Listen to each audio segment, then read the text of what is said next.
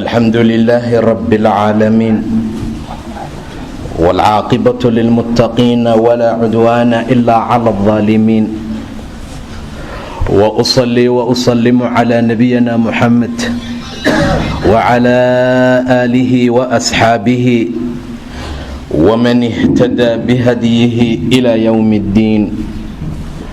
أما بعد فقد قال الله تعالى في محكم تنزيله وهو أصدق القائلين أفمن زين له سوء عمله فرآه حسنا. إلهي سبحانه وتعالى kitaabkiisa xakiimka waxa uu ku tilmaamay inay jiraan dad camaladooda xunxunka inta loo qurxiyey haddana wanaag u arkaa. waa cudurkan ugu xun ee qofka bini'aadamka ku dhaca. adigoo inta xumaan galay wax ilaahay diiday ku dhaqaaqay haddana ku riyaaqsan oo ku faraxsanoo haddana wanaag u sii arkahaya. fara'aahu xasanan, wanaag uu arkaya buu yidhi ilaah subxaanahu wa tacaala. qof noocaa ah iyo qof xishooday oo taacada alle ku dadaalay oo diinta islaam ka qaatay oo wixii xun ka fogaaday wixii fiicanna sameeyey isku mid miya? jawaabtu maya ayay markaa noqonaysaa. sariigtu ama xishoodku waa shay qaali ah oo weyn oo ilaahay uu ku manaysto addoonkuu markaa jecel yahay. xishoodku waa qayb weyn oo iimaanka ka mid ah. sidaa darteed ayaa ummaddan waxa ugu horeeya ee laga siibi doonoo laga qaadi doono xishoodkuu markaa noqonayaa. waxaan u jeednaa dumar fara badan oo aan xishoonayn, dhallinyaro fara badan oo xishoodkii ka suulay, odayaal aan sariiganaynin, carruurta gobol ka mida inay xishoodka iyo sariigta ka tagaan waa wax maanta bulshada iyo mujtamaca ku badan.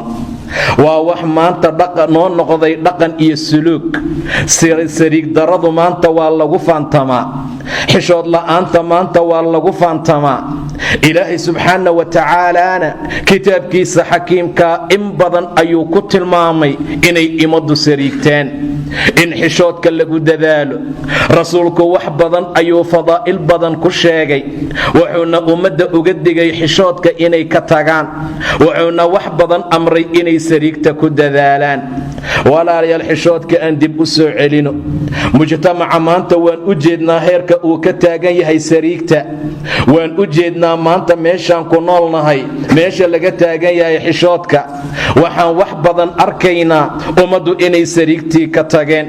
ka bilow masaajidka markaad ka baxdo ilaa reerkaagii gurigaaga aad tagto boqolaal xishood la'aan baad la kulmaysaa. waxaad la kulmaysaa dhaqan sayi oo aad iyo aad u xun. waxaad la kulmaysaa arrimooyin aan wanaagsanayn.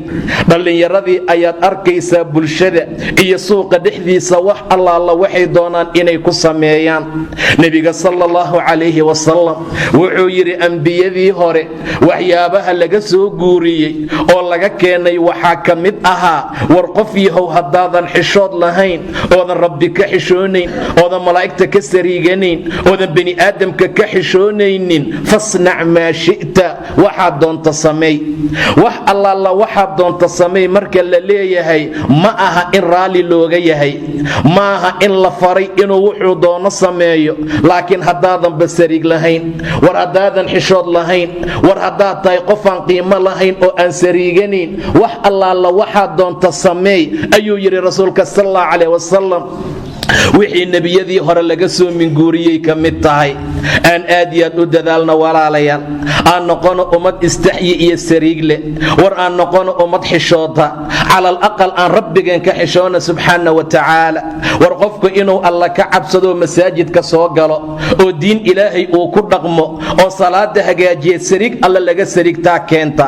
war qofku inuu xumaan ka fogaado sariig ayaa keeni karta. war qofka in gacantiisa laga ammaan helo sariig ayaa keeni karta.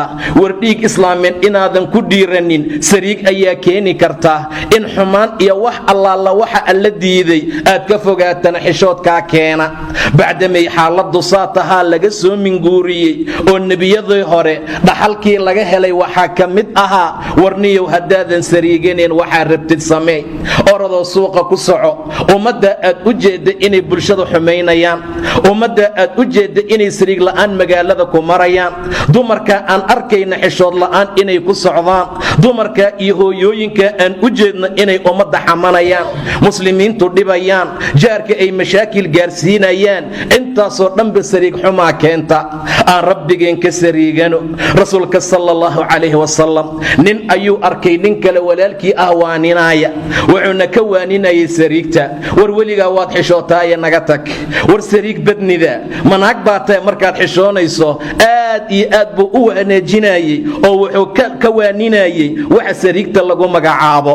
ileen dad baa sariigta, dad baa ka sariigta gacantooda dumar ajaaniba inay ku musaafaxeeyaan, dadaa waxay ka sariigtaan inay xumaan ku hadlaan, dadaa waxay ka sariigtaan meel alla u diiday in lagu soo arko, dadaa waxay ka sariigtaan meel alla u diiday in laga waayo. wixii buu ka waaninayaa, war xishoodkan iska daa, war sariig badnida adiga mar walba waad isxirxirtaa, mar walba hoos baad fiirisaa. rasuulkaa maqloo yidhi dacahu wardaa, ha xishoodee, waayo sariigtu iimaankay ka mid tahay. sariigtu xishoodka ah iimaankuu ka mid yahay ayuu yidhi nebiga sala allahu calayh wasalam. meesha waxaan ka qaadanaynaa walaalayaal, meesha aan xishoodka isku waanin lahayn waa layska waaniyaa maanta. hermagaalnimaa loo arkaa, ay qof allaala qofkaan xishoonin. sariiglaabay ummaddu u jecel yihiin, ma xishooda wax kasta ku hadlaa afkiisa la fiiriyaa. midaan sariiganayn oo ummadda nafta u keenay oo dhibaatii mashaakil ma ahee aan islaax iyo wanaag ka shaqaynayn, mufsid ah oo arlada fasahaadinaya, kaasaa loo sacbatumaa. kii xishoodoo sariigta, kii xumaanta iska ilaaliya, kii iska maqiiqoo aad yaad isaga dhowra, waxaa loo arkaa nin herbaadiye ah. waad u jeedaan rasuulka sala allahu calayh wasalam, dacahu buu yidhi daa, ha sariigtee, war dhaaf, ha xishoodee. xishoodku iimaankuu ka mid yahay. xadiid kaluu rasuulku ku tilmaamay iimaanku waa 27 ama 60 qaybood. waxaa u fadli badan laa ilaaha ila allah, waa kelimada tawxiidka. alla mooye alla kaloo xaqnimo lagu caabudaa ma jiro. waxaan tala saaranaa waa allah, waxaan nafciga iyo daarka keena waa ilaahay, waxaan u nadarna waa allah, waxaan rajayna waa allah, waxaan khoof iyo cabsi u bixinaa waa ilaahay. iimaanka waxaa u sarreeya inaad rabbigaa garata subxaana wa tacaala, awoodda buuxda inuu ilaahay leeyahay, wax dhibi wax anfaca oo dhan inuu allah yahay, waxa ku arsuqaa inuu allah yahay. intaadan dhalanin hooyo caloosheeda waxa kugu maamulayay iyo cidda kugu haysay kugu xanaanaynaysay inuu allah ahaa subxaana wa tacaala. soo saaritaankaaga inuu ilaahay fududeeyey, haddana atwaar iyo heerar inuu alla ku soo marsiiyey. qofku waa inuu xaaladda qalbiga geliyaa. waa iimaanka meesha ugu sarraysa buu yidhi nebiga sala allahu calayhi wasalam. waxaa ugu hooseeya jidka oo laga qaada wixii dadka dhibaya, inaadan ku tuurin, inaadan u riyaaqin, inaad mar walba ka danqato waxa ummadda markaa dhibaya. waa meesha iimaanka ugu hoosaysa. sariigta iyo xishoodkuna waa shucbi iyo bar iyo qayb iimaanka ka mid ah ayuu yidhi nebiga sala allahu calayh wasalam. nus iimaankii ka mida naga maqan, qayb badan oo iimaankii naga mida wuu naga maqan yahay. wiilka dukaanka iibiya, gabar hadday u timaado xishoodka markaasuu ugu dambeeyaa. midka tagsiilaha ah, gabri markay u soo raacday sariig ugu dambeeyaa. midka magaalada marahaya markay la hadashaa xishood ugu dambeeyaa. aan sariigana walaalayaal, aan xishoono oo dad xishood leh aan noqono. sariigta aamus loolama jeedo, sariigtu meel iska fadhiisay gacmaha laaba ma aha, laakiin waa khuluq qofka ku bixin kartaa inuu rabbi ka baqo, wuxuu alla u diro sameeyo, wuxuu alla u diidayna ka taga subxaana wa tacaala. waa sariigta qiimaheeda, waa alla ka cabsiga meesha ugu qiimaha badan inaad markaa ku gaarto. maalin buu rasuulku saxaabada ku yidhi, war hoy ilaahay ka sariigta, war ilaahay ka xishooda dadow. ilaahay waan ka xishoonaa bay dhaheen yaa rasuul allah. war ilaahay ka xishooda xaqa alxayaa, xishoodkan u fiican buu yidhi nebiga sala allahu calayhi wasalam. xishoodkan u xaqnimo badan ilaahay ka sariigta subxaana wa tacaala. waxay dhaheen rasuulkii allow maxaa loola jeedaa xaqa alxayaa, sariigta tan u xaqnimo badan maxay tahay? rasuulku wuxuu ugu jawaabay waa inaad ilaaliso madaxa iyo waxa ku wareegan. Madaxa waxaa ku wareegsan indhihii, waxaa ku wareegsan dhegihii, waxaa ku wareegsan afkii, waxaa ku wareegsan ku dhex jira carabkii. Intaa waa inaad ilaalisaa buu dhahay nebiga sallallahu alayhi wasallam. waa madaxa iyo waxa ku wareegsan. walbadna wamaa xawaa, caloosha iyo waxa ku gaaf wareegsanna waa inaad ilaalisaa buu dhahay nebiga sallallahu alayhi wasallam. caloosha maxaa ku wareegsan? waa laftigeeda. waa inaad xaaraan ku shubin, waa inaad khayrka kula dadaasho, waa inaad mar walba ilaahay wix allaala wuxuu raalli ka yahay aad u isticmaashood geliso.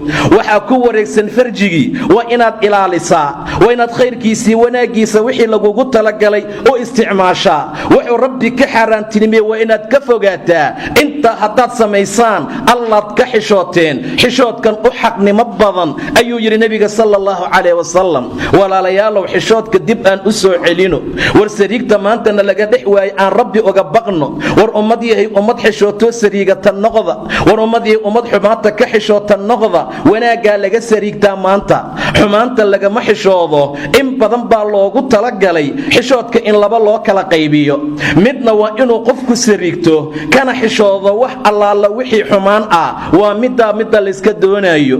wixii khayra lagama xishoodo, wixii xaq ah lagama xishoodo. inaad cilmi barato adoo qof weyn noqday lagama xishoodo. saa darteed bay Caaisha waxay tiri dumarka ee ansaareed ayagaa u khayr badan dumar marka la fiiriyo. xishoodka ma reebin inay diintooda bartaan, inay diin alla bartaan kama sariiganin. taasaa waxay kaliftay inay xaqa iyo wanaaggii taacada alla bartaan.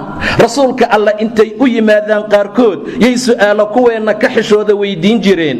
weliba rasuulka sallallahu calayhi wasallam gabar baa u timid oo tiri yaa rasuul allah, ilaahay xaqa kana sariigtee fahal cala almar'ati ghusl, gabadhu ma qubaysanaysaa hadday ixtilaamto? waxay weydiinaysaa su'aal dumarkeennay ka xishoodaan. nin inay gacanta ka qabsatay masaajidka hortiisa la marto sariig lama aha, kama xishoonayso. way u riyaaqsan tahay inay timaaday dhahda dhiig baa iga socda, see looga tahaaro qaataa way ka xishoonaysaa. indha adkidaa bay leedahay. waxaa miyaad culimmada la hortegaysaa? culimmaday la soo hormaraysaa ayadoo gollan bannaan, way la soo hormaraysaa ayadoo wiil la hasaabaysaa, way soo hormaraysaa ayadoo catarka carfahaya. inay xaq iyo diin baratana waxay leedahay ma waxaanan culimmada la hortegi karaa. gabadhan saxaabiyadda ah reer ansaareeda fiiriya, intay nebiga u timid bay hordhac dhigatay. ay ti rasuulka allow, ina allaaha, ilaahay xaqa kama sariigto, ma ka xishoodee fahal cala almar'a, gabadha korkeeda qubays ma yahay hadday ixtilaamtay intay seexato say ragga u riyoodaan ay u riyooto? nebigu wuxuu ugu jawaabay nacam idaa ra'at ilmaa, haa haddii ay biyo aragto. naa naga tag indhaadkidaa ma dhihin sallallahu calayh wasallam, naa xishoo ma dhihin sallallahu calayh wasallam. wuxuu tilmaamayaa waxa ay la timid wax qiimo badan inuu yahay. wuxuu tilmaamayaa uu u caddaynayaa waxay samaysay wax qiimo badan inuu yahay. haa buu dhahay, haddii ay biyo aragta way qubaysanaysaa. gabar saxaabiyadoo lagu tilmaamo xaasaska nebiga inay ka mid too meesha fadhisay yaa wejiga intay garbasaarteedii saaratay ay tiri gacmahaaga ha ciidoobaano, dumarkii fadfadeexaysaye, naagihii baad ceebaysay bay tiri, gacmahaaga ha ciidoobaane. bela ku aragtay bay ula jeedaa. maxaa kaa keenay afkaaga hadalka? naamaa xishoodid bay ula jeedaa. rasuulka tii sheegtay lama hadline, tii horortuu hororay uu yidhi adiga gacmahaaga ha ciidoobaano. gabadhu waa runteed, xaqa iyo wanaagga inay barato waa lagama maarmaan. saa darteed buu rasuulku yidhi sallallahu calayh wasallam, famin ayna yakuunu shubba, xaggee isu ekaashaha ka yimaadaa? rasuulkii allow, dumarka miyaa biyo leh? qaar baad riwaayadaha ku daray nacam buu yidhi haa. famin ayna yakuun, xaggee buu ka ahaanayaa shubbaha ee isu ekaashaha canuga? maxaa loo leeyahay? wejiga hooyadii buu wataa, faruurta hooyadii buu eg yahay, wejigii madaxa hooyadii buu leeyahay. xaaladda xaggay ka timaadaa haddaysan biyo lahayn buu dhahay nebiga sala allahu calayh wasalam. ina allaha laa yastaxyi an yadriba maalan maa bacuudatan famaa fawqaha, oo waxyaabaan laga sariiganin. markii qur'aanka lagu soo dejiyey ximaar iyo kelb iyo waxyaaba la mid ah ayay dhaheen waa maxay qur'aankan qur'aan lagu tilmaamayo oo dameer iyo eey iyo mtaqaana kaneeca lagu sheegayo caaro. markaasuu ilaa soo dejiyey ina allaha laa yastaxyi, ilaahay ka xishoon maayo an yadriba maalan maa bacuuda famaa fawqaha, inuu ilaahay maal iyo tusaale ka dhigo dhilmaanyii wixii markaa ka weynba. kama xishooday ilaa subxaana wa tacaala wixii noocaas oo kaloo laga xishoon lahaa loogu talagalay inaan laga xishooninna waa ka xishoonaa. wixii loogu talagalay in laga xishoodana sariig ma gala maanta oo ummadda dhexdooda waa ku baahsan yahay. mijin qaad ahuu magaalada bartameeda ku cunayaa sariig la'aan. meeshaasaa waab ugu dhisan tahay, sigaar ii u yaalaa taraq iyo wixii lagu shidi lahaa, gabdho ay shaah ugu keenaan. xishood male, waa bannaankaa cad. ummad markay meeshaa gaartuu alla alaagaa subxaana wa tacaala. war xumaantu intay qarsan tahay oo ummaddu ay xumaanta la xishoonayaan, khayr iyo wanaag baa la gaaraa. laakiin maalintii bannaanka lala soo baxo, maalintii ay noqoto shay mubaax ah, maalintii tartan uu galo, ilan maanta sariig la'aanta tartan bay maantu tahay. dhallinyaradu way ku tartamaan xumaanta, dumarku way ku tartamaan xumaanta, odayaasha jartii waxyaabaha lamidka way ku tartamaan. xaaladaasoo dhan baa waxay keentay in sariigtiina laka rafaco, waxay keentay in xishoodkiina laka qaado. wixii la xishoon lahaana inaan laga xishoonin, wixii loogu talagalay in la sameeyo khayrkii wanaaggana in markaa laga xishoodo. qof weyn waa ka sariigana inuu madrasa diiniya aado, inuu buug iyo qalin qaato alifka loo bilaabo. ma da'dan iyo cimrigan anoo ku jira maan dhex fadhiisanaa buu leeyahay meesha ee dhex fadhiisatay aba dumar fujaar ah oo xumaan maahe aan wanaag kuugu wicin, oo shaah iyo qaad isku iibiya, oo rabbigood inkiray, oon salaadna wejiga dhulka dhigin ilaa in yar oo rabbi u naxariistay maahane. kuwaa lagama xishoonaya miya? alifka iyo ba'duu ka xishoonayaa, faatixada iyo alxamdu buu ka xishoonayaa, qul huwa allii wixii lamida inuu bartuu ka sariigana anuu cumrigan jooguu ku leeyahay. war cumri kastoo la joogo xumaantaa laga sariigtaa, wanaaggana waa la aadaa.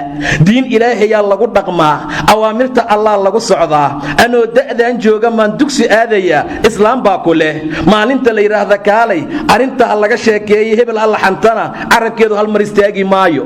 maalintay tagtana way ga'laynaysaa suuratu ikhlaas, ma aqrin karto. iga wad bay leedahay, madmadooba allah ku yaqaanee. xantana ayadaa ugu horaysa, ayadaa untaqaanaa madax u ah, ayadaa qofkii ka xiranta u furanta. xaaladda noocaasa maanta waa waxana dhex yaala, waa sariig darada maantana dhex taala, waa xishood xumida maanta dhexdeenna ah. shaydaan baana noogu wacane ummadii aan xishoono oo ummad sariigata aan noqono. wiilasha iyo dhallinyaradoo xishooda idinkana. qof baad arkaysaa iska hadla wax allaala wuxuu doono oo afkiisa soo qabtou ku hadlaa. hadalka waa laysku qoraa. war qofku wax allaala waxa uu tilmaamo ama uu ku hadlo waa inuu sariigtaa. ka xishoon maysid miyaa malaa'igta kiraaman kaatibiin ilaa ku tilmaamay subxaana wa tacaala. laga xishoon maayo miyaa raqiib iyo catiid, laga xishoon maayo miyaa wax allaala waxa wax naga qora. marka xumaan markaan gelayno inaan xishoonaa suuragal ah. luqmaan ayaa wiilkiisa waaniyey. maandhow wuxuu yidhi haddaad damacda inaad xumaan samayso cirka fiiri, allihii cirkaa goglay oo kor u qaaday oo tiir la'aan taagay ka xisho oo ka sariigo, taana ha kugu kalifto wixii aad u socotay xumaana inaad joojiso. haddii aad ka hari weysood weli tallaabo sii wado, dhulka fiiri aad ku taagan tahay buu yidhi. macbuudkii goglay oo alla saa u fidiye ka sariigay ka xisho, hana kugu kalifto tallaabaadkaad xumaanta u waday inaad ka soo laabato. labadaa haddii xishoodka allaad kaga xishoon weyso, xumaan ay kaa reebi weyso, naftaada xayawaanka ku tiri. dad aad tahay bini aadan ma jire, waayo wax qiima uu leeyahay ma laha. meesha xumaan waxaa ku sameeya oonan dembi loo haysanin oo waxay doonaan ku sameeya waa xayawaanka. annagu waxaan noqonay xayawaan kal ancaam bal hum adal, waaba laga sii xumaaday. waxay xayawaanku sameeyaan bay bani aadamku bannaanka ku sameeyaan. xayawaanka dhadig iyo kalab waxay sameeyaan, yaa keena lab iyo keena dhadig bannaankay ku samaynayaan gobol ka mid ah. saa darteed nafteennu inay xayawaanka ka liidato yuu ilaahay noo tilmaamay subxaana wa tacaala. in hum ilaa kal ancaami bal hum adal, way ka xun yihiin. xayawaankaa wanaagsan oo cad laga helaa, oo caano laga helaa, oo manaaficaad laga helaa, oo haragiisa wax laga sameeyaa. waxna kuma soo kordhina bulshada, waxna uma tarna ilaa fasaad iyo xumaan maahane. waxaan war kasta ku talagalnaa say ummadda u halaagsami lahayd. waxaan mar walba ka shaqaynaa xumaantaan samaynayno iyo sariig la'aanteenna say ummadda cadaabkay u heli lahaayeen. xaaladda noocaasa xaalad wanaagsan ma aha. war aan noqono ummad xishooto aad u sariigataa. rasuulka sallallahu calayhi wasallam waxay ka tilmaameen saxaabada inuu ka sariig iyo xishood badnaa gabadha bekarada ah ee ku jirta qidrigeeda iyo meesha ugu dambaysa. qolqolka meesha ugu dambaysay qolka daaqilka ah gabadha ku jirta uu kaga sariig badnaa sallallahu calayhi wasallam. haddii aan ku aragna wax xumaan ah, haddii uu arka dheh wax xumaan ah, wejigiisaan ka fahmi jirnay sallallahu calayhi wasallam. mar allaala markaan ku uu arko wax karaaha ah, waxaan fiicnayn, wax shareecada loogu xadgudbo, wax diinta ilaahay aan ku fiicnayn, wejigiisaa laga fahmi jiray, waa ka xumaan jiray, wejigiisaa doorsoomi jiray. laakiin annagu mar allaala markaan aragna wax shareecada iyo diinta islaamka loogu xadgudbaayo, markaasaa sacabkii qosolka la bilaabaa. waa ummad xishood daro isku kaalmaysaan nahay, ummad waxaan nahay sariig la'aanta ku qaadatay shahaado, waxaan nahay ummad sariig la'aanta midkoodka kale ugu kaalmaynaya. nebiga wejigiisaan ka fahmi jirnay, rasuulka wejigiisa waa doorsoomi jiray sala allahu calayh wasalam. wax aan fiicnayn hadduu ummadda ku arko, rasuulka wejigiisaa laga garanayay. bedel maa wax fiican markuu arko, wejigiisuu ishraaqi jiray nebiga, waa iftiimi jiray. waxaad moodaa musxafka qur'aanka warqadiisa oo kale, waxaad moodaa caddahaba oo kale, waxaad moodaa kaduhni oo kale. xaaladahaasoo dhan waxay tilmaamaysaa xishoodka qiimaha iyo wanaaguu markaa leeyahay. waxyaabaha laga xishoodo walaalayaal aan ka xishoono, waxyaabaha aan laga xishooninna yaan laga sariiganin, sida maanta aan samayno oo kale yaanan noqonin. aan noqono ummad mar allaala markay cilmiga baranaysana aad iyo aad ugu celcelisaa. rasuulka gabar baa u timid sal allahu calayh wasalam, yaa rasuul allah bay tidhi, seen dhiiggiisaga daahiraa. rasuulku wuxuu dhahay sal allahu calayh wasalam, khudii, waxaad soo qaadataa firsii gobol yar oo suuf ah oo mumasig ahoo la catareeyey, raacraacsii athara dam. keef yaa rasuulallah bay tidhi, rasuulka allow see raacraacsii makaanka dam iyo xaydka. yaa rasuulallah kayf, ilaa nebiga intuu ka sariigtay oo kasii jeestay sal allahu calayh wasalam.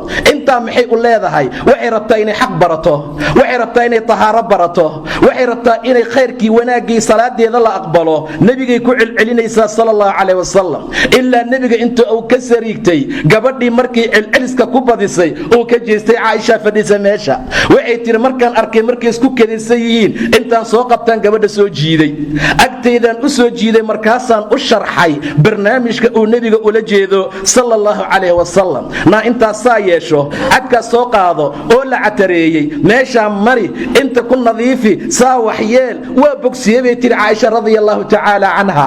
walaalayaalo khayrka iyo wanaagga aan noqono dad aad aad isugu kaalmeeya, sariigta aan aad aad ugu dadaalno. xishoodka qofka ka tagaa khayr oo dhan buu ka tegey. war wax kasta waxa u qiimo badan waa xishoodka. war wuxuu wax ka bilowda waa sariigta. war qofkii inuu xumaan xumeeyo waa sariig baa keentaa, inuu wanaag wanaajiyo sariig baa keentaa, inuu khayrka u degdega sariigtaa keentaa. sidaa darteed xataa dhagaxyada iyo buuraha iyo waxyaabaha lamidka ah, nebigu haafil kama noqon inuu sariig amro. asaga iyo cumar, abubakar iyo cuthmaan ayaa waxay istaageen jabal uxud baa la yidhi. mar allaala markay jabalkii ku istaageen ayaa jabalkii dhaqdhaqaaqay. rasuulku intuu lugtiisa ku dhuftay bir uthbut yaa uxud, alaa tastacyi, ma sariiganaysid miya? iska daa bani aadamkee. dhagxaantuu amrayaa nebiga inay xishoodaan sala allahu calayh wasalam. xishood malihid miyaa uxudow? nebi baa ku saaran, sadiiq baa ku saaran, laba shahiid baa ku saaran. see u xarakaynaysaa, u dhaqdhaqaaqaysaa? waa buuraheeni. keenii fiicnaa baa maanta xishoonayn, kii diinta lahaa baan sariiganayn, tii xishoodka diinta lahaydee jalbaabkooda taan sariiganayn, kii rabbi ka cabsidiisa lagu tilmaamaye qamiiska wataan xishood lahayn. qof allaala qofkii waayeelkaa baan sariig lahayn, halkaasuu jidka fadhiyaa. markaasaa mid allaala midiisaa u soo martu indhaha la raacaa, koobshaana waa wataa iyo koobushiin, saasuu u fiirinaya. waa qof da'a, waa qof weyn, ma garto maanta xataa waa jimce, bal masaajidka isaga xaro. shaluu fadhiistay oo khamiis ahayd, arbacuu fadhiistay, talaaduu fadhiistay, ilaa sabdi uu fadhiyey. intaa waxa uu ku keeni waayey, weligiina wax ku keeni maayo. sariig darada iyo xishoodkaasay ummaddu maanta ku jiraan. mashaakilkaas waa waxaan iska waaninayno walaalayaal. waxa aan rabna inaan ka weynaano oo aan darajo kor uga gaarno waa sariig daro, waa xishood xumo, waa taaca la'aan. waa inaan noqono ummad ilaahay ka sariigata subxaana wa tacaala. waa inaan noqono ummad xumaanta iyo waxa ilaahay diida ka xishoota. waa inaan noqono ummad ilaahay u dhowaata subxaana wa tacaala. xishoodku aad iyo aad buu u qiimo badan yahay, walaa siyamaa dumarka. naagaha maanta jooga iyo dumarka maanta jooga, sariigtii iska dhaafba ayada. mar horaaba laga rafacoo laga rafacay, mar horaa laga qaaday. wax yaraa rabbi u naxariisto ku dambeeya, ayagiina waxay ku sii socdaanba gabaabsi iyo baaba hadduusan rabbi subxaana wa tacaala u naxariisanin. bannaanka u baxo dumarku waxay samaynayaan fiiriya, kuwa meeshaa shaaha ku gada fiiriya, kuwa suuqa fadhiya fiiriya, kuwa masaajidka u soo socda fiiriya. xaaladaha lagu jiro iyo sida la maraayo waa si aad iyo aad u xun walaalayaal. waa si si malaa'igtu ay ka murugaysan tahay shaytaankuna uu ku faraxsan yahay. waa wax shaytaanka riyaaqiya, waa wax muslimiintii wax allaala wixii dhibic iimaanay ku jirta danqisa. saa darteed ayaa sariigta dib in loo soo celiya u baahan. gabdhaha yaryarkii iskuullada dhigta marka la soo daayay socdaan wax yar gadaashooda soco, waxa ay ku hadlayaan, waxa ay ka sheekaynayaan, waxyaabay ku hadlayaan xadith walaa xaraj, waa waxaan laga sheekayn karin. waa da'yariista waxa soo baxaya sariig daray ku soo baxaan, iskuulay ka soo baxaan, ayagaa la sugooyaa, ayagaa la rabaa inay mujtamac bedelaan, ayagaa la rabaa inay hooyooyin fiican noqdaan. waxay ku hadlayaan walaalayaal wallahi san wiilasha qaarkood ku hadli karin. wiilasha qaarkood kuma hadlaan wixii gabdhihii xishoodka loogu talagalay inay la yimaadaanay laba jibaaraan ay markaa ku socdaan. idan gabaabsi baa la marayaa, meel khataraa lagu socdaa. ummaddu markii sariigta beeshana waa aakhiru zaman. haddii xumaan ay nala fiicnaato, fiicnaanna uu nala xumaado, wixii laga sariigan lahaa haddaan ku xarakoono, wixii laga sariigan lahaa oo laga xishoon lahaa haddaan xaraka ahaan u qaadano, wixii la rabay in lagu dhexishoodana aan ka tagno, xaaladda noocaasa dhibaatii mashaakilay markaa tahay. ummaday ummad fiican aan noqono, sariigtaa naga dhuntay aan gadaal u soo celino, xishoodka aan rabbi uga soo rujuucno subxaana wa tacaala. sababtu waxay tahay qofku markuu sariigan waysaan soo tilmaannay waa marka uu ku dhaqaaqa wax allaala wuxuu doono, xuduudnay markaa celin weyso. war gabar qaabanoo dirac qafiifa wadataa, timuhu ay bannaanka yaalaan, 4,000 oo ruux oo masrax fadhisay waxa inta soo hor istaajiyey ruxay oo marna saa ay u ruxmayso, marna ay saa u ruxmayso, marnay hortooda aadinayso, marna ay ka sii jeesanayso. maxay tahay? waa sariig darro, waa xishood xumaan, waa xishood la'aan. waa ugu yaraan 4,000 oo qof oo rag iyo dumar isugu jira yaa saa u daawanaya. qajil ma laha, sariig ma laha, xishood ma laha, calayka cabsi ma leh, diin alla ku socosha ma leh. xataa intay danqata haba ruxantee haddii la celin waayey, haddii ay rabbigeed intay ka xishooto diinta allay ku dhaqaaqi lahayd, ay alla uga towba keeni lahayd, ay khayr iyo wanaagga samayn lahayd, lakaana axsan, waa noo fiicnaan lahayd. xaaladda noocaasa sariig darraa keenta walaalayaal. xishood la'aan ayaa keena waxa aan ku hadlayna aan ka fiirsano, waxa aan samaynayna aan ka fiirsano, waxaan ku hadaaqayna aan ka fiirsano, waxaan dhaqan ka dhiganaynana aan ka fiirsano walaalayaal. dadaasay xishood la'aan ugu soo toosaan subaxii suuqa ku yimaada sariig xumo, waa ku hergalaanoo way ku laabtaan, dawaamkay dib ugu laabtaan, way ku soo rawaxaan, waa ku seexdaan, weli sariig daraa lagu jiraa. goormee la xishoonayaa marka? goormee sariigtii xishoodu imaanaysaa? war qofku markuu xishoodu alla khayr iyo wanaag siiyaa. xishoodku shay ma dhex ahaada ilaa waa qurxiyaa zaanah, wax lagama qaada ilaa shaanah, wuu xumeeyaa. war qofka xishood la'aantaa fiiri, ummaddu markay kugu qoslayaan oo ay saa kuu fiirinayaan waxaad moodaa in lagu jecel yahay. laguma jecle, waa lagula yaaban yahay. hadalkaagay ku qoslayaan, hadalkaagay la yaaban yihiin. waxa laguu soo fiirinaya doqonkan waa maxay wuxuu ku hadlaya lagu leeyahay. ilan xaraf qur'aan afkaaga kama soo bixin, kelimad diina kuma hadaaqin. ummadda intaad hor istaagtay ilaahay ka cabsada ma dhihin, jidka qashin yaala kama qaadin, rabbiga allaahu akbar hal mar uma dhihin, gacmaha intaad kor u taagatay ilaahu ii dembi dhaaf ma dhihin. ma waxaad moodaa marka in lagu jecel yahay? maantoo dhan baad xumaan ka sheekaynaysay, saasaa la lahaa iyo saasaa la sameeyey, intay ka dhacday iyo saasaan waxyeelay, waan haleeyey, waan xumeeyey. xaaladahaasaad ku hadlaysaa, ummaddu way la tacajubayaan, aad bay kugula yaaban yihiin.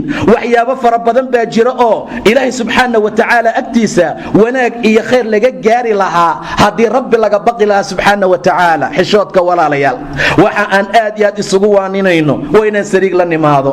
war dadka muslimiintow sariig qiimo badan la yimaada.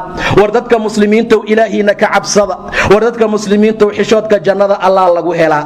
war xishoodka jaceylka nebigaa kugu ziyaada. war sariigta aad xumaanta ka sariigato allah kugu jeclaanaya subxaana wa tacaala.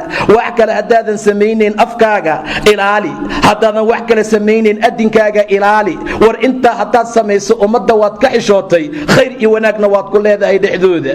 mujtamaca waxaa loogu talagalay in sariig lagula dhex noolaado, waxaa loogu talagalay in khayrkii wanaagga lagu dadaalo. laakiin maanta waxa khayrka naseejiyey oo samaha loo waayey waa dumarka sariigtii xishoodka beelay oo ay wacaladu ku sifoobeen. xaaladda noocaasa way dhibaatada maantana haysataa. waxa mashaakilkee maanta korkeenna saaran ilaahay subxaana wa tacaala haddaan uga towba keenin oo aan sariig iyo xishood is-amrin oon rabbigan subxaana wa tacaala watacaala aan ka baryin inuu xishood iyo sariigna siiyo dhibaato fara badan oo weyn ayaa markaa lagu jira. xishoodku wax badan ma ahan. xishoodku waa inaad ilaahay ka baqdaa subxaana wa tacaala. xishoodku waa inaad iska ilaalisaa waxaan alle ma diiday ma sameeya. waa inaad ku dadaashaa waxaan ilaahay ma amray subxaana wa tacaala. war qofka saa sameeyaa xishooday. war qofka khayrkii wanaaggaa sameeyaa xishooday. ilaahay subxaana wa tacaala sariigta dadka gobolka mid ah khuluq ayuu markaa uga dhigay. wuxuu uga dhigay shay aad iyo aad u muhiimsan. rasuulka sala allahu calayh wasalam wuxuu yidhi ummadayda waxaa ugu naxariis badan abubakar radia allahu canhu. waxaa ugu adag xagga diinka waa cumar radia allahu tacaala canhu. waxaa ugu sariig iyo xishood mudan oo ugu xishood badan waa cuthmaan ibni cafaan radia allahu tacaala canhu. nebiga intuu bi'r aris fadhiistay uu mataqaanaa jilbihiisiisaa u fayday, cumar baa yimid oo sidii oo kale yeelay. intaa ka bacdi baa waxaa yimid abubakar baan dhehe, kadib baa cumar yimid, cuthmaan baa yimid oo karkaarkii ceelkaa buuxsamay. dhinacii kale oo meeshaasuu ka soo fadhiistay cuthmaan radia allahu canhu. inkastoo lagu ta'awilo qabrigooda sida loo kala aasi lahaa, haddana rasuulku waa dabooshay baa la yidhi. maxaad u sariigatay? waa inay malaa'igtu ka xishoota buu yidhi cuthmaan radia allahu tacaala canhu. heer wuxuu gaaray malaa'igtu ka sariigato. heer waxaan gaarnay shaydaanka nagu ciyaaro. heer wuxuu gaaray shaydaanku wuxuu rabo naga samaysta maanta. sheed wuxuu gaaray gabdheen uu dharka ka dhigo. heer wuxuu gaaray jirkooda ay bedelaan. heer wuxuu gaaray wax allaala waxay doonay magaalada ku sameeyaan. waa ku tallacubay, waa ku ciyaaray. dadkaa markay dadaaleen bay malaa'igtu ka sariiganaysaa. malaa'igtii baa xishoonaysa walaalayaal. shaydaan xishood laaba ah oo ummadda xumaantooda lee ka shaqeeya oo mar kastaba wax dhibaateeyo halaag geliya. jidkiisaan ku soconaa. waana sariig darrada, waana xishood xumida oo waxyaabaha dhibaatada badan ee maanta ummadda haysata. ilaahay subxaana wa tacaala qofku mar allaala markuu ka cabsado, si dhabnimona uuga cabsado, ilaahay qalbigiisa xishood buu geliyaa. sariig ayuu ku abuuraa. sariigtaasaa keeni karta marka qislo walba iyo shay walba oo xun inuu qofku ka fogaado kana sariigto. khisladaasa waxay keeni kartaa inuu qofku u degdego wax walbo ilaah subxaana wa tacaala amray. dadaa masaajidka imaashihiisa ka xishooda. dadaa inay salaada tukadaan ka xishooda. dadaa inay kitaab qur-aan qaataan ka xishooda. aan ka xishoonin dumar ajaaniba inay magaalada la maraan, garabkuu ka qabsado, wuxuu doon uu ku sameeyo sida xayawaanka. aan ka xishoonayn meelaha xumaanta inuu ka ciyaaro. aan ka xishoonayn dhala qamraa asoo wata inuu ummadda la soo dhex maro. muxuu ka sariigtay? wuxuu ka sariigtay inuu sujuudo. wuxuu ka sariigtay inuu beyt alla soo galo. wuxuu ka xishooday inuu madaraso intuu tago qur-aan barto. wuxuu ka xishooday zay islaamiya inuu labisto. kama sariigan inuu shaydaan gacan siiyo. kama sariigan xumaan iyo waxyaabo kale. qofku markuu meeshaa gaaro waa darajada ugu xun walaalayaal. si ay cadaabka nooga xishooto walaalayaal, aan ilaahay ka xishoono. war aan bani aadamka ka xishoono. war calal aqal qofka xumaanta samaynaya yuusan u arkin inuu wanaag yahay. ummadda waxaa u liita qofka intuu xumaan sameeyo haddana fara'aahu xasanan wanaag u arkaya. laakiin intaad xumaan ku jirtood leedahay allow iska kii cafi, ood in badan danqanayso ood nadaamoonayso, rajaa laga yaabaa qofka inuu leeyahay. waa suuragal inuu ka soo laabto, inay xumaan buu u arkaa. laakiin markay wanaag kula noqoto fiiri, mar allaala markay xumaantii kula noqoto wax wanaagsan, sunnaday bidca kula noqoto, bidcadu ay sunno kula noqoto, xumaantu ay wanaag kula noqoto, wanaaggu uu xumaan kula noqdo, waa mashaakil meesha ugu daran uguna ba'an walaalayaal. aan aad iyo aad u soo laabano. nafteena aan ku xakamayna saan u xishoon lahayn. nafteena aan ku adkayna saan u sariigan lahayn. nafteena aan kula dadaalna saan u xishoon lahayn. waa shay muhiim oo markaa loo baahan yahay. waayo waa shucbi iyo bardhan oo markaa iimaanka ka mida walaalayaal. ummadda muslimiintay uma dadaasha noqda. war haddaan sariigano oon xishood magaalada la marno oo wixii xumaana ay nala xumaato, wax badan baa noo hagaagi doona oo noo fiicnaan doona. muslimiintana khayr fara badan bay gaari doonaan. dhallinyarada dhibaatada haysatana allah ka saari doona subxaana wa tacaala. dumarkeenna mashaakilka ku habsadayna ilaahay baa ka bixin doona. laakiin in allaala inta sariig daro lagu socdo, in allaala inta khayrkii wanaagga laga leexanayo, la gaari maayo hadafka iyo ujeeddada fiican ee qofka muslimka uu markaa higsanayo ama uu rabo inuu markaa gaaro. ummaddii hore waxay horumar ku gaareen sariigtooda. war dumarkii hore way xishoonaayeen. war dumarkii hore sariig bay lahaayeen. aqaladooday fadhiyeen. hadday suuragal noqoto inay bannaanka soo baxaanna ayagoo istaxyoo sariigle bay soo bixi jireen. war kuweena maanta say ahaayeen ma ahaan jirin. war kuweena maanta say u hadlaan kuwa ma u hadli jirin. kuweena maanta say u dhaqmaan kuwa uma dhaqmi jirin, kuweena maanta say u shaqaystaan kuwa uma shaqayn jirin, war kuweena maanta say xumaanta iyo waxyaabaha kale ay ugu nugul yihiin uguma nugulaan jirin. wax badan bay sariiganayeen, wax badan bay taacada alla ku dadaalayeen, khayrka iyo wanaagay kula socdeen. nin saxaabi ayaa yidhi nabiga sallallahu calayhi wasallam markuu salaada subax dujinayo nisaa iyo dumar ayaa soo xaadiri jiray, dumarkaasoo murabbitaatahoo ku duuduuban go'ahooda way noqonayeen oo qof allaala qof annaga naga mid ah oo fahmaya markaa ma jirin, waa xijaabka weyn ee jalbaabkay wataan darteed. xaaladda noocaasaa keeni kartay ama keeni jirtay. qaar baa waxay yidhahdeen mugdiga dartii baan loo fahmaynin, say noqotaba go'o waaweyn bay ku duuduubnaayeen, markaasay noqonayeen tagsiga intaysan ka soo degin ama baskaysan ka soo degin yaa 4 tallaabo iyo ka badan markaad u jirto yaad garan kartaa inay hiblaayo tahay, yaad fahmi kartaa xaalkeedii sida uu yahay. xaaladaasoo dhan waa sariig la'aanta, waa xishood darrada, waa dumarkeena waxyaabay markaa ku sifaysan yihiin. dumarow aad u xishooda idinkana, ilaahay subxaana wa tacaala khayrkii wanaagga ka barya. sariig haddaad ku dadaashaanna allah idin xafidaaya. haddaad sariig ku dadaali weysaan oo xishoodkii laga tago oo wuxuu rabbi amray la qaadan waayena mashaakil adag baa imaanaya adduun iyo aakhiro. dumarku wax badan waxaan dhihi lahaa ku dayda gabdhii nebi muuse uu u waraabiyey darka ceelka arigii ay markaa wateen. gabdho sariiganayoo xishoonayay markaa ahaayeen. ilaahayaa ugu markhaati kacay kitaabka qur'aanka dhexdiisa inay ahaayeen gabdho sariig leh, inay ahaayeen dumar xishooda, inay ahaayeen dumar sariigta aad iyo aad ugu dadaala. kitaabka munazalkuu ku tilmaamay nebi muuse imaashaha midood ay u timid, wajaa'athu ixdaahumaa tamshi cala istixyaa buu dhahay ilaahay. waxay ku soconaysay sariig bay ku soconaysay oo way xishoonaysay. sariig bay ku socoto waddada geeskeeday maraysay, bartamahay kaa maraan kuweena. sariig bay ku socoto hoos bay fiiriyaan, afartii labaday kugu soo fiirinayaan. sariig bay mataqaanaa ku socoto gacmaheedaa laabnaa, shantay kula soo gelayaan kuwa maanta jooga. sariig bay ku socotay waa jaanib walba, dhinac walbay ka sariignayd. sabaayo ilaahay baa kitaabka ku ammaanay subxaana wa tacaala tamshi cala istixyaa, sariig ayay ku socotay. sariigtaa keentay inuu ilaahay kitaabkiisa ku ammaano subxaana wa tacaala. mar allaala markay u tagtay nebi muuse calayhi salaam, mar allaala markay u tagtay hadalkii ugu horreeyey kula hadashay xaajada iyo danta iyo ujeeddada ay u timid bay u sheegtee xasaabii waxyaabo kale lama gelin. inna abii yadcuukay tiri aabbaa kuu wacaaya, adoogay iyo aabbahayaa kuu wacaaya. wuxuuna rabaa wax kale ma ahee inuu kaa abaalgudo ee uu kaa siiyo wax allaala wixii abaalgud ah, wixii aad noo qabato wanaag ah. mar allaala markii ay timid isagiina uu yimid, waata nebi muuse calayhi salaam uu odaygii amray ama gabadha aabbaheed inuu 10 sano ama 8 sano u shaqeeyo.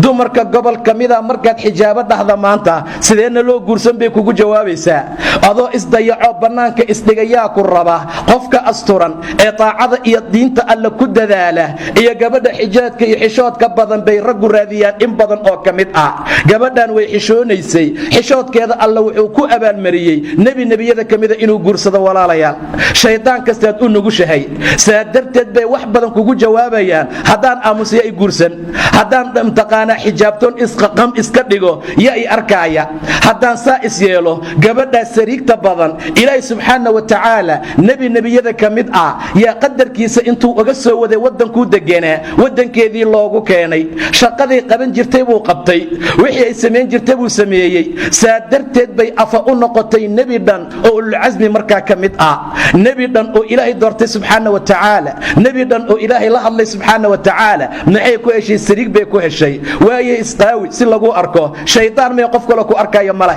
shaydaan mee insee qof kale ku guursanayo male, shaydaan mee wax kale wax kuu samaynaya male. xaaladda noocaas ku talagal haddaad sariig ka tagto. laakiin haddaad sariig iyo xishood, istaxyi iyo wanaag, khayr iyo taaca ilaah aad ku dadaasho, aad asturnaato, aad rabbigaa ka baqdo, aad diinta ilaahay ku socoto, in badan buu ilaahay khayr iyo wanaag ku siin subxaana wa tacaala. walaalayaal, rag iyo dumar sariigtii maanta waa laga tegay xaqiiqda. rag iyo dumar maanta waa la nacay sariigtii, waxaana laga tuuray dhabarka gadaashii. ilaa loo soo noqdo oo ummad fiican aan noqonana shaydaankii reeryadiisaana saarnaanaysa.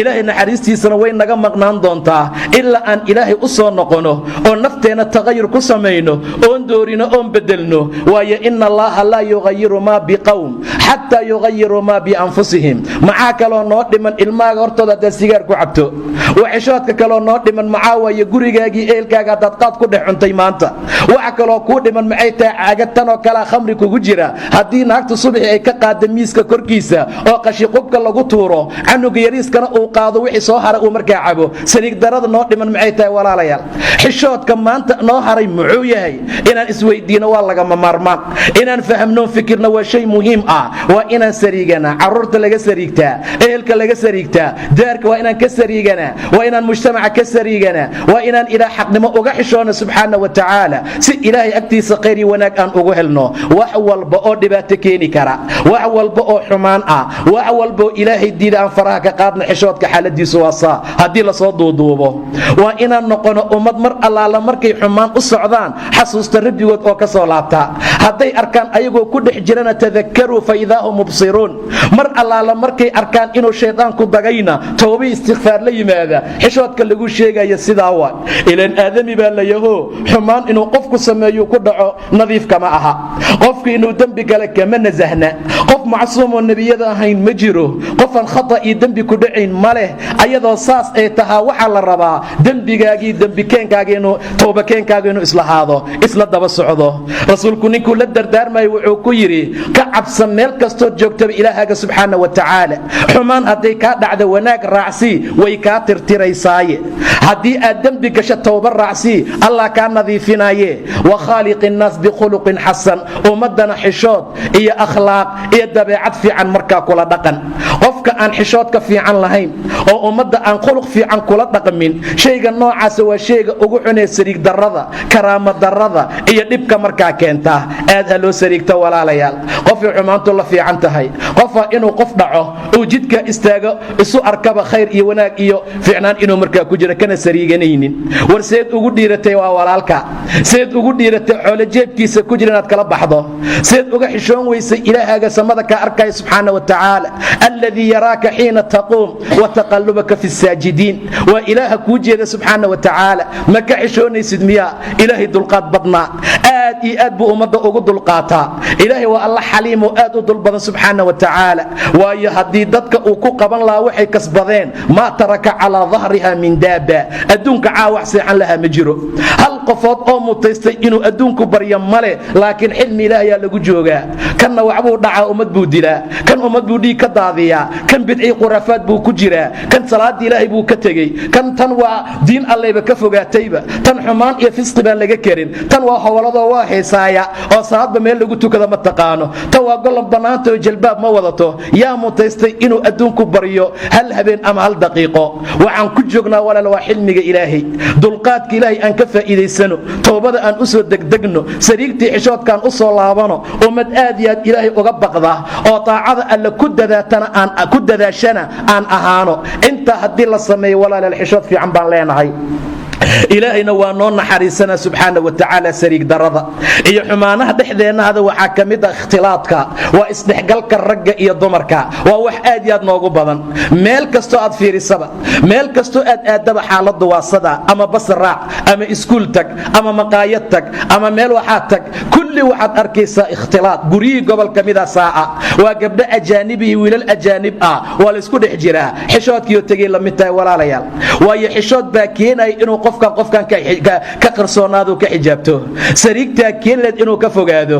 xaalad badan oo noocaasa maanta jirta waaba laysla qadeeyaa meelaha gobol ka mid ahba waa ina adeertiis waa ina abtigiis waa ina aayadii waa ina fulaan waxaa kaaga sii daran kuwa jaamacad bay isla dhigan jireen waa isla qadaynayaan isku meel bay ku galeen imtixaanka meel baa la wada fadhiya xaaladahaasoo dhan waa xishood darrada beenkeenna ahaaday dhallinyaro saa ku soo barbaartay oo jaamacad baan isla dhigan jirnay xumaan lagu banaystay oo saasaan isla ahaan jirnay xumaan lagu banaystay waayo mujtamaca maanta dhallinyarada la sugaayo kuwa aan rabna beri inay wax bedelaan oo ay madaxdu bedelaan oo ay khudabo noqdaan oo ay mtaqaanaa xilal qabtaan waa dad noocaas oo kale ah wax badan walaalayaal ku dadaala sariigtana aad iyo aad ugu dadaala taacada ilaahayna yaan la dhinac marin qof kasta qofka kale intuu ka xishood badan yahay alla waa uga dhow yahay war qof kasta qof kale intuu ka sariig badan yahay waa uga xumaan fog yahay war qof kasta qof kale intuu ka sariig badan yahay waa uga ilaahay dhow yahay subxaanahu wa tacaala cibaadada xaaladaas aan aad ugu dadaalno oo rabbigeen aan ka baqno oo wax fiican ma aha waxa sariig darrada ah iyo macaasiyooyinkii xumaayaalka dhexgalkoodee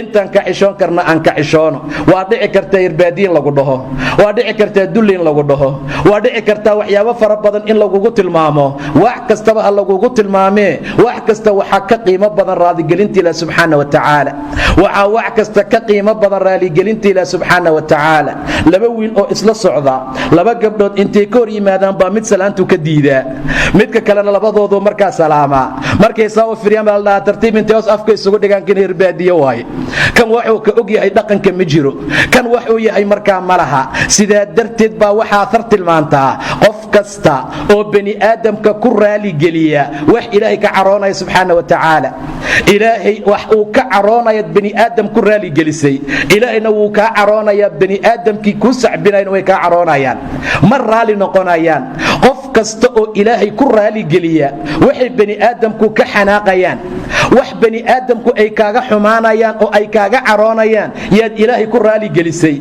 ilaahayna raali buu kaa noqdaa ayagana qasab bay raali kaaga noqon doonaan qaacidadaa qaata walaalayaal qof kasta oo bani aadam waxay ku caroonayaan ilaahay ku raaligeliyaa waxaad raadisay waa raadiyaashada ilaahay ha ku caayaano wax kasta kugu sheegaano say rabaan ha ku dhahaano ilaahay hadduu raali noqdood raaligelisay qasab bay ku noqonaysaa inay beri ama saa dambe ay raali kaa noqon doonaan haddaadse bani aadam ku raaligeliso wax ilaahay ka xanaaqayo alla ka caroonaya subxaana wa tacaala allana waa kaa caroonayaa shalay kuwii ku ammaanayeyna kuw ayaga caydii dhibaatada kugu bilaabaya bini aadam ma raali noqdaan si kastoo loo raaligeliyo ha raali noqdaana yayna raali noqonin safka ugu horeeya ka dhig inaad ilaahay raaligelisaan subxaana wa tacaala wax walbo ilaahay raali ku noqonaya xishoodka ugu horeeye walaalayaal ku dadaala kuwii shalay saa ku dhahayay oo waxa ku lahaa yaa laga yaabaa in ayaga laftigooda ilaahay kuu soo hogaamiyo wayna dhacaysaa xaaladaa marka aad aad ha loogu dadaalo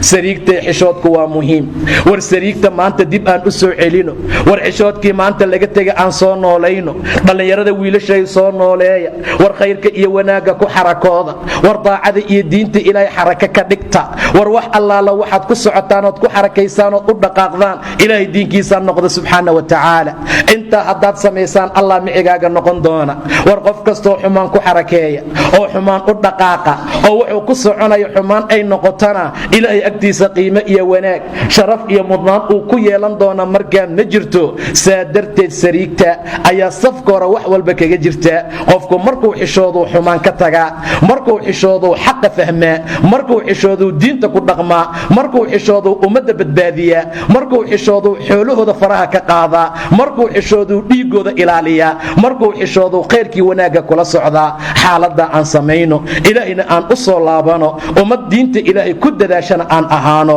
waayo sariigtu waa shay noocaas ah waana qayb iimaankaa ka mid ah haddaan wax badan ku dadaalnana waana laka arki doonaa haddii kalena dhibaataa imaan doontaa sariig darro aakhiru zamanka waxaa la gaari doonaa qomaanta meeshaa lagu aayo ummad inay iska agmaraan ay u noqoto shay caadi oo kale ah xataa qof la yaaban in la waayo xaaladaasaa la gaari doonaa waxaa la gaari doonaa kitaabulfitan markaad akhriso waxyaabaha uu qoraayo aad iyo aad baad ula tacajubaysaa nin iyo naag xumaan bartamaha magaalada ku samaynaya dadku iska agmaraan qofka ugu fiicanna uu dhaho war walaalayaalow halkaa ka kacee gidaarka laabkiisa xataa taga haddaadan xishood iyo waxyaabo kale lahayn heerkaasaa la gaari doonaa intaanan gaarin oon xayawaan ka liidanin oonan noqon ummad liidataa xishoodka aan barano ilaahayna aanu soo noqono subxaana wa tacaala wax allaala wixii khayr ee wanaag ahna aan isu kaalmayno wixii dembi iyo macaasi ahna aan iska hor istaagno xaaladaasaa ilaahay sharaf iyo khayr nagu siinayaa mudnaan iyo cizina aan ku gaari doonaa xishoodku waa la waayey walaayal aan soo celino saacaddan wixii ka bilowdii beri wixii ka bilowda aan noqono ummad sariigataa wax badan buu dhumay si loo soo celiyo waa adagtahe tartiib iyo si aayar xataa aan u soo celino wiilasha dukaamada gada dhallinyarada ah ee mar allaala markay islaamo ama dumar wax ka iibinayaan xaaladoodu si kala noqoto calal aqal waxaa la soo tabiyaa oo la wariyaa mar allaala markuu waxa lacagta ahaa ee u soo noqoto uu celinayo saasuu gacanta u hayaa muxuu sugayaa xishood daro muxuu rabaa sariig xumo inay intay gacanta soo qaado gacantiisa qabato xaalad noocaas oo kale ah waxyaabaha suuqa laga soo tabinayo laga soo warinayo oo waxyaabo aad iyo aad u weyn muxuu bayc mushtarku u barakoobi la'yahay maxaa khayr iyo wanaagga loo gaari la'yahay maxaa 24 sac loo dhacaa maxaa mashaakil dhibkeena waa nadiif la'aanta saa darteed sariigta xishoodka waa loogu talagalay bayc mushtarka dhexdiisa waxaa loogu talagalay guriga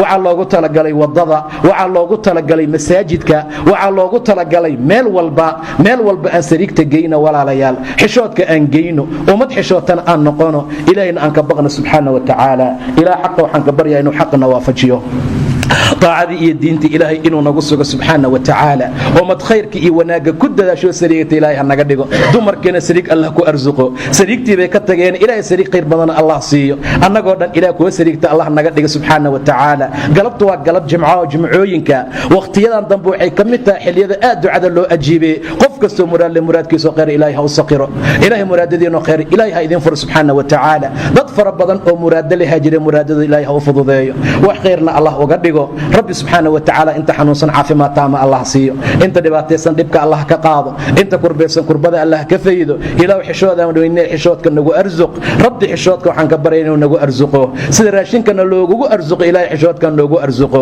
xishood daradan iyo dhibaatadan isma xumidan nasaaran ilaahay naga qaado ilaahay subhanahu wa ta'ala muslimiinta ha guuleeyo meel kasto ay joogan khayrkii wanaaga Allah waafajiyo carruur khayr badan uma hada Allah siintan haysan inta haysata Allah u barakeeyo intay ka xanuunsiin Allah عافيه إلهي سبحانه وتعالى دين إسلامك كوكو دغم ربها naga dhigo salaadeen soomankeena ilaahay ha noo aqbalo ilaahay subhanahu wa ta'ala dhalinyarada Allah hanuuniyo jidka fiican khayrkii wanaaga Allah waafajiyo wixii dhibaatay shuruur iyo dhibaatay iyo waxyaabo kale ummad lagu dhaco lagu dhibay ilaahay ha ka badbaadiyo ilaahay subhanahu wa ta'ala dhamaanteen ba masaajidkan khayrka oo kulana Allah noogu kulmiyo jannooyinkiisa firdawsa naciima iimeelaha marka la midka Allahumma aamin Allahumma aamin Allahumma aamin wabillahi tawfiq والله أعلم